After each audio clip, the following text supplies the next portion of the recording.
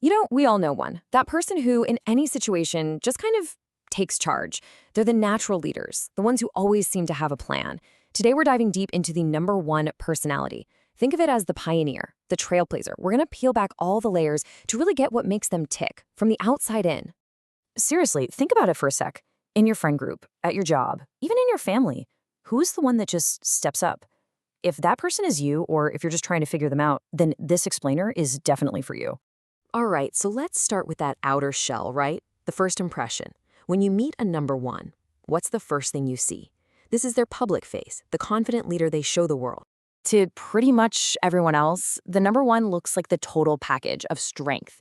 They're confident, they're assertive, and they know exactly where they're going. And while that can be super inspiring, let's be honest, that same strength can sometimes come across as a little intimidating. This quote just nails it, doesn't it? It's something people say to a number one all the time.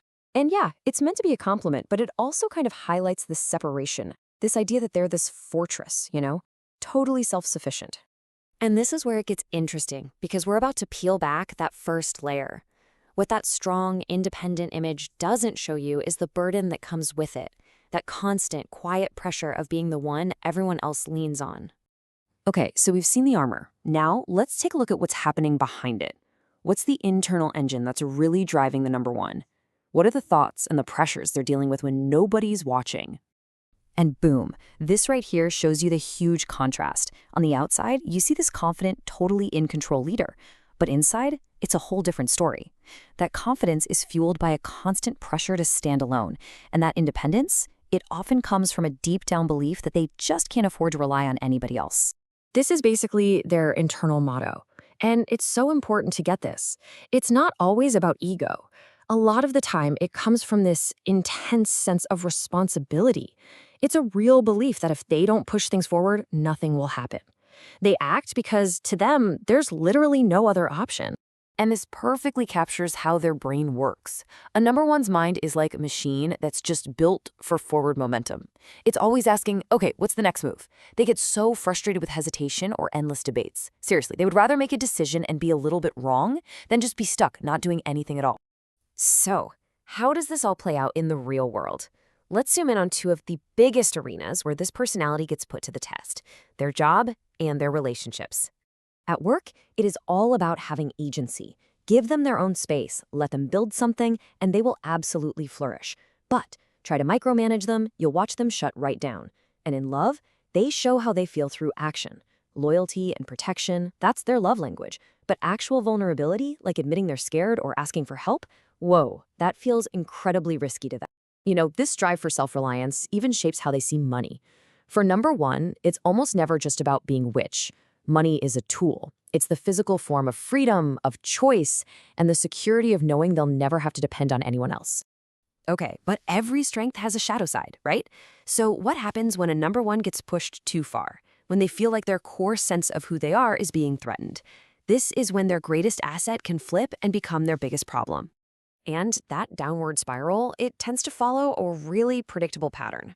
It all starts when they feel like their autonomy is challenged. Their first instinct is to get defensive, to push back hard.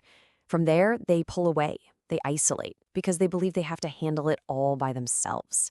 And then they can start to mistake just controlling everything for real strength, which, of course, only pushes people further away. So what's driving all that? Well, underneath all of that strength are some pretty deep fears. The fear of being seen as weak, the fear of having to depend on someone else, and the absolute terror of losing the freedom to make their own choices. These aren't just little preferences. To them, these feel like threats to their entire identity. But listen, it does not have to be that way. There's a real path to growth here. So let's look at what a healthy, mature, and integrated number one looks like. Because this is where their true power is. You can really see the two paths here. The unbalanced one leads by dominating people. The mature one, they lead by inspiring them. They grow from needing to control everything to just being genuinely confident. And maybe the most important part, they learn how to be strong on their own without having to emotionally cut themselves off from everyone else. And that is the key. That's the whole lesson. The biggest takeaway for the number one is that true, lasting strength is never built in isolation. It's made stronger through connection, through trusting other people, and by actually letting them in. So ultimately, the journey to maturity for a number one is all about learning a few key truths. That being vulnerable is a strength, not a weakness, that their worth is not tied to how much they do, and that the most powerful kind of leadership is always built on trust, not just control. So we'll end on this question, whether it's for you or for that number one in your life. Is all that incredible strength being used to connect with people and build something amazing? Or has it slowly turned into a wall?